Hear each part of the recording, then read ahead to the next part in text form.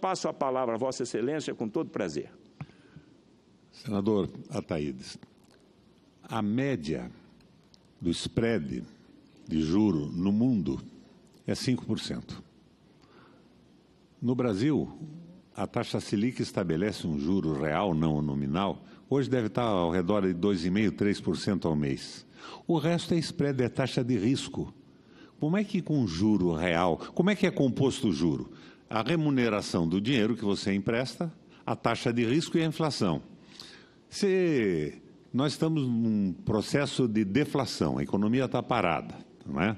A inflação é pequena. Como é que cobra um juro num cartão de crédito de 400%? É uma verdadeira loucura isso. Agora, a loucura é maior ainda, senador, porque esses juros do cartão de crédito, nas vendas à prestação, nas financeiras também, eles absorvem a liquidez do país. Você faz uma compra, senador, paga em 30 vezes, 50% é juro. E este juro sai da mão do produtor que fez o objeto que você comprou ou prestou serviço e que poderia reinvestir, ampliando o seu negócio, gerando empregos, e vai para o setor financeiro, aplicado nessa loucura da rolagem da dívida do Brasil. Enxuga a liquidez da economia. Então, o principal responsável pela crise do Brasil é o juro nominal. É a taxa de remuneração, que deve ser razoável, a inflação, que praticamente não existe, porque está parada a economia, e daí vem o spread, a taxa de risco simplesmente fantástica, paralisando a economia do Brasil. Ela enxuga a capacidade de demanda da população, acaba com o consumo, então não pode haver desenvolvimento econômico. Mas essa gente manda no Banco Central, é o Meirelles, é o Ilan Goldfein, é o outro vice do Bradesco, eles estão dominando a economia brasileira. Veja, senador, o que aconteceu na Argentina agora. Explodiu tudo, o juro foi a 40%. O juro oficial lá, a taxa Selic deles, sei lá que nome dão eles a isso. Só não bateram o famoso Fernando Henrique Cardoso. O Fernando Henrique Cardoso passou de 45% na taxa oficial de juros, né? A remuneração do dinheiro, o spread e a inflação. Então, eles estão acabando com o país. E não dão nenhuma pelota a isso. Estão aí vendendo empresa pública, liquidando o patrimônio nacional, jogando no lixo a dignidade do país. Vossa Excelência, senador Requião, eu tenho repetido e não me canso, eu tenho a minha admiração especial pela sabedoria que esse grande senador da República tem. Vossa Excelência falou uma coisa que, às vezes, a gente não a tem. Eu venho da área contábil e do direito tributário, estou acompanhando essa história dos juros já há longa data no nosso país, tentando entender. Vossa Excelência falou uma coisa extremamente importante. Essa usura, esse abuso na cobrança, isso inibe o consumo. Vossa Excelência tocou num assunto seríssimo, inibe o consumo, e aí está uma das grandes causas da recessão do nosso país. E os recursos vão para o mercado financeiro, na rolagem da dívida do Brasil e de todos os países. Mas o mais sério é que a população está iludida. A banca e o setor financeiro, os rentistas, têm a imprensa na mão. Então, o empresário tem o seu lucro diminuído. Por quê? Porque ele não recebe o que poderia receber pelo seu produto, porque o financiamento engole a metade dos recursos disponíveis na liquidez da economia. E ele, instruído pela mídia, pelos Meirelles, pela ponte para o futuro do governo Temer, passa a acreditar que ele tem que recuperar a sua capacidade de gerar recursos para poder reinvestir e ampliar o seu negócio, diminuindo o valor do trabalho. Então, ao invés de reduzir os juros para recuperar a sua capacidade de lucro em cima do que produz, ele quer garantir o lucro sem mexer na estrutura financeira, reduzindo o salário dos trabalhadores. Mas cada vez que ele reduz mais o salário, ele diminui ainda menos a capacidade de consumo e de demanda da população. É uma coisa absolutamente equivocada, errada e criminosa. Mas é isso que acontece no Brasil. Daí vem o governo, vamos vender a Eletrobras, vamos entregar o petróleo. E entregaram o pré-sal. Mas nós podíamos dizer, do ponto de vista do neoliberalismo, o pré-sal está entregue, mas o Estado vai se ressarcir via tributação, vamos cobrar imposto. Mas daí eles liquidam o imposto das multinacionais. Nós estamos sendo espoliados, roubados por essa estrutura do capital financeiro. No Brasil, não é só no Brasil. É o mundo inteiro que está vendo o trabalho ser espoliado. Parece que há uma recidiva dessa visão globalizante e do predomínio do capital financeiro. É um horror o que está acontecendo. E quem resiste? Você, na tribuna, muitas vezes, e o nosso Papa Francisco, dizendo que não se pode servir a Deus e a Mamon. E Mamon, em hebraico, é o dinheiro.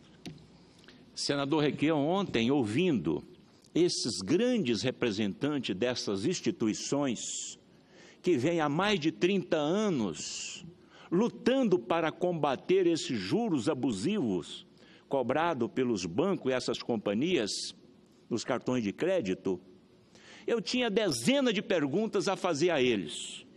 Mas vendo a competência de cada um nas suas exposições, eu resolvi fazer só uma pergunta a todos eles.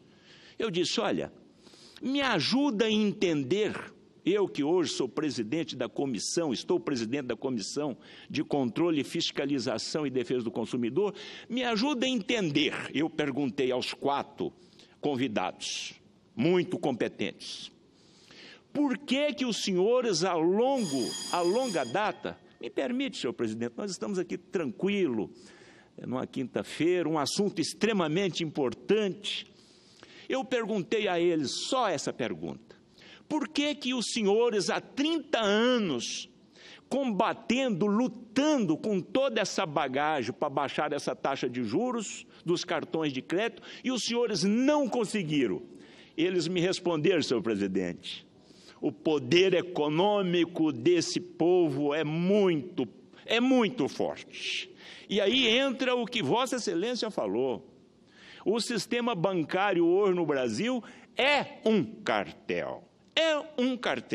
Está na mão de 5 bancos: Santander, Itaú, Bradesco, Banco do Brasil e Caixa Econômica Federal.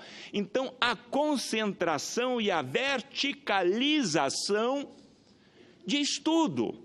Eu não me esqueço, inclusive, que ontem o doutor Paulo, que é o presidente aqui da Unix, né, que é presidente nacional da União das Entidades do Comércio, disse o seguinte, olha, quando a gente aperta um pouco a mais na taxa de juros, eles têm vários bolsinhos. Eu gostei do exemplo que ele usou. Os bancos têm vários bolsinhos. Aí, quando a gente aperta, tira de um bolsinho, passa para o outro, depois pega do outro bolsinho, passa para o outro. O que ele quis dizer? O que ele quis dizer? De repente, baixa aqui 5% numa taxa de juros e aumenta 5% numa tarifa, aumenta mais 5% na maquinazinha, aumenta mais 10% por ali. Então, é uma coisa que não tem explicação. E aqui, os 3 dados que eles usam, e Vossa Excelência falou sobre um, que eles querem justificar, mas eu não consigo entender, mesmo o contador que fui a longa data na minha vida, que o spread bancário, que a inadimplência e que a inflação é que leva eles a cobrar 1000% num cartão rotativo, num cartão de crédito rotativo no Brasil. Espera aí, o spread bancário agora está 39,6, o maior do mundo. Só perdemos para Madagascar, que é uma ilhazinha. Ou seja, isso não justifica.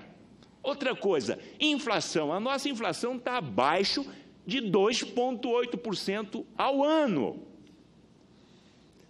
Outro item que eles justificam, que é a taxa de juros. A nossa taxa de juros hoje é 6,5% ao ano. Nominal. Nominal, não é real. Não é real. A real é a inflação menos essa taxa, né? Que também é muito baixa. Inflação menos a taxa e menos o spread. Spread. Então, esses argumentos utilizados por este cartel, é bom que se diga, né? O Itaú, por exemplo, teve quase 25% de receita líquida o ano passado. Um presidente, um diretor do Banco Central disse o seguinte: nós estamos preocupados com a saúde financeira das nossas instituições. Eu concordo com ele que as nossas instituições financeiras precisam estarem sadias, não tenho dúvida disso. Agora, e os nossos 52 milhões de brasileiros que usam esse cartão de crédito? Como é que fica? Não vamos preocupar com eles? Eu sei que a coisa é absurda. E eu vejo que o caso dessa verticalização e dessa concentração é realmente o grande problema. Só para se ter uma ideia melhor para os nossos telespectadores, tá bom, então é o spread bancário? A culpa. A inadimplência? Ok. A inflação é a culpa? E eu já justifiquei que não procede. Mas vamos então para os empréstimos consignados neste país. Empréstimo consignado é descontado em folha de pagamento. O risco é zero.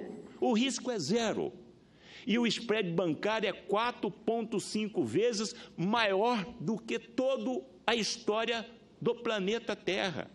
Só para se ter uma ideia, vamos usar o Chile, que é um país que é muito similar ao nosso país, e os nossos demais irmãos aqui da nossa América. Ninguém cobra mais de 60% ao ano nos cartões de crédito. Se pegar todos os nossos países, Argentina, Colômbia, Venezuela, Peru e etc., não dá 40%, senador Requião. No entanto, aqui no Brasil se cobra 40% ao mês desses consumidores. Eu não me esqueço que, numa audiência pública, senador, o representante dos bancos... Senador... Bem-vindos. Já estou partindo aqui já para os finalmente, senhor presidente, mas esse assunto dos cartões de crédito é muito grave no nosso país. É uma usura, é um crime que se está cometendo. Pois bem, mas agora, por derradeiro, o Banco Central, eu gosto de dizer, com todo o respeito que eu tenho ao doutor Ilan, com todo o respeito que eu tenho e admiração, o Banco Central tem sido um pouco conivente com toda essa situação. A longa data, não é do governo atual, mas a longa data. E vendo agora o clamor das ruas com relação a este crime, nessa cobrança de juros exorbitantes dos cartões de crédito, resolveu o Banco Central, através do Conselho Monetário Nacional, editar 3 resoluções. E vejo também que isso já é fruto da nossa CPI dos cartões de crédito, senador Requião. Essas três resoluções, todas agora do final do mês de abril, a resolução 4655, ela tem por objetivo 2 mudanças. Primeira, a nova regra estabelece que a cobrança desses encargos fica limitada à taxa cobrada na modalidade de crédito rotativo em situação de adimplência, porque há uma diferença muito grande, né? Aquele consumidor adimplente e o inadimplente. Estabelece a legislação vigente. No caso do crédito parcelado, os encargos continuam sendo os pactuados na operação de parcelado. Ou seja, o que significa isso aqui? O tratamento do usuário do cartão rotativo inadimplente, ele terá, ou eles terão, o mesmo tratamento, eu falo financeiramente, do usuário do cartão rotativo adimplente.